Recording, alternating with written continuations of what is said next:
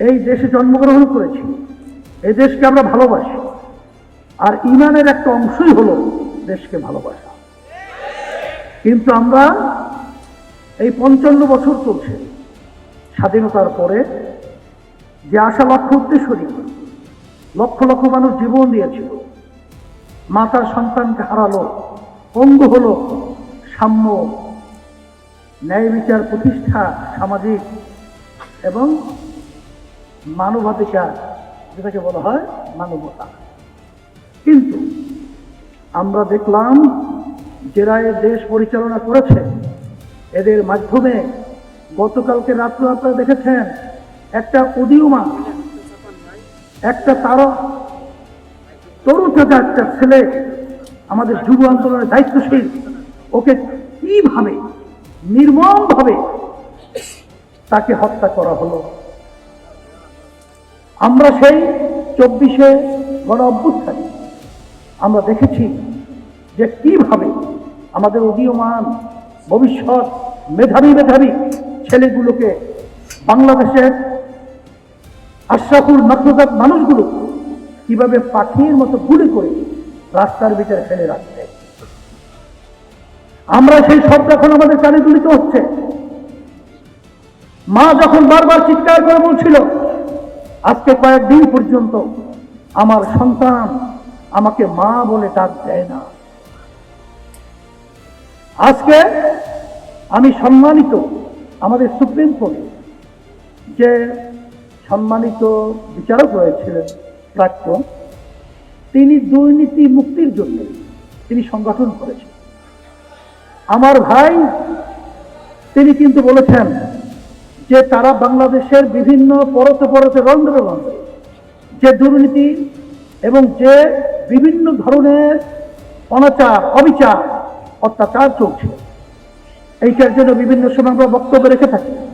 কিন্তু আসলে বাস্তবতা হলো বিএনপি, আওয়ামী লীগ, জাতীয় পার্টি সহ অন্যান্য যারা দেশ পরিচালনা করেছে, তারা যে নীতি আদর্শ নিয়ে দেশ পরিচালনা করেছিল, এই নীতি আদর্শের মাধ্যমে এদেশে আমরা শান্তি পাই নাই, খুন বন্ধ হয় নাই, মার সন্তান হারা চিৎকার বন্ধ হয় নাই, আমাদের দেশে টাকা বিদেশে পাচার বন্ধ হয় নাই, আমাদের মানুষগুলো নির্বিচারে ঢুকে তারা তাদের জীবনকে জেলের ভিতরে বিলীন করেছে, এটা বন্ধ হয় নাই। এই জন্য নগর সম্মেলনের মাধ্যমে আমি বলবো যে আজকে প্রধানমন্ত্রীকে আমি লক্ষ্য করে বলছি, বর্তমান সরকারকে বলছি, প্রধানমন্ত্রী কথা এবং তাদের তৎপরতা দেখলে তো খুব ভালোই লাগে, কিন্তু তার আশেপাশে যারা রয়েছে তাদের তৎপর হতে হবে। নালে গণ অভ্যুত্থান 2024 হাজার হাজার তাজা প্রাণগুলো রাস্তায় যে ছড়িয়েছিল, সেটা সম্পূর্ণ ব্যর্থ হবে, আর ব্যর্থ হতে আমরা যেতে পারি না।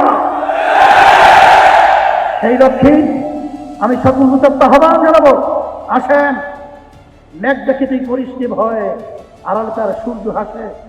এই দেশে আমি জন্মগ্রহণ করেছি, এই দেশের আমি সন্তান। আমি বারবার বলছি, আজকেও বলছি, যতক্ষণ পর্যন্ত দুর্নীতিবাজ এবং যারা নাকি স্বার্থান্বেষী এদেরকে ক্ষমতার মস্তক থেকে সরানো না যাবে, ততক্ষণ পর্যন্ত বক্তব্য রাখবো, জীবন দেব, রক্ত দেব, দেশের পরিবর্তন আসবে না। এই জন্যই আমি সকল আহ্বান জানাচ্ছি, আসেন, ইসলাম এমন এক নীতি আদর্শ, সেই নীতি আদর্শের মাধ্যমে একটা পিপিলিকার পর্যন্ত তার স্বাধীনতার নিশ্চয়তার গ্যারান্টি রয়েছে। বাংলাদেশ 97 জন মুসলমান বসবাস করে। আমি সকল আহ্বান জানাবো, আমরা বিএনপির দেশ পরিচালনা দেখেছি, আওয়ামী লীগের দেশ পরিচালনা দেখেছি, জাতীয় পার্টি দেখেছি, আর বারবার তাদেরকে নতুন শাড়ি পরিয়ে আবার নতুন বউ সাজিয়ে তাদের মাধ্যমে দেশ সুন্দর পাবো, সুন্দর করবো, এই চিন্তাটা সম্পূর্ণ অমূলক এবং অযৌক্তিক। এই জন্য আসেন, আমার আব্বা রহমতুল্লাহি আলাইহি বলেছিলেন, শুধু নেতা নয়, নীতিরও পরিবর্তন চাই। পীর সাহেবুদ্দিন চরমনাই রহমতুল্লাহি আলাইহি।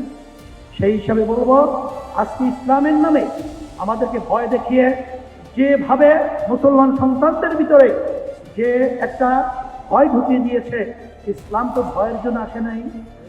ইসলাম তো শান্তি, ইসলাম তো সবার জন্য কল্যাণ, এমনকি বিজাতিদের পর্যন্ত তার স্বাধীনতার নিশ্চয়তার কল্যাণ গ্যারান্টি রয়েছে ইসলামের মধ্যে।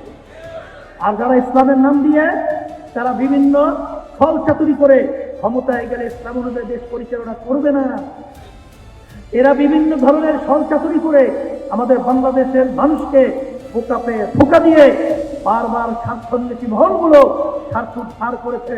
আর নয়, আর ধোঁকাবাজদেরকে নয়, আর খুনিদেরকে নয়, আর দুর্নীতিবাজদের নয়, সৎ মানুষকে, ভালো মানুষকে, ভালো নীতিকে রাষ্ট্রীয় পর্যায়ে বাস্তবায়ন করতে পারলে এদেশে আবার স্মরণের দেশ দেখতে পাবো।